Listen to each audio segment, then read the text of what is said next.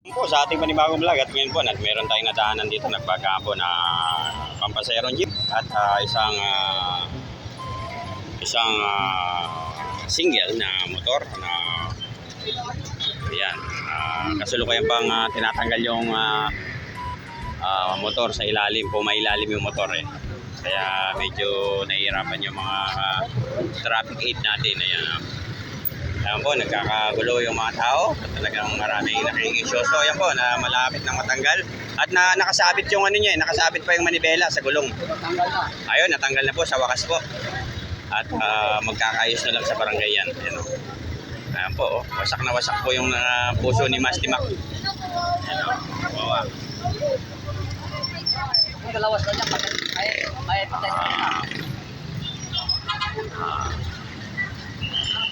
Ayan na. Okay na. Okay, bye-bye po.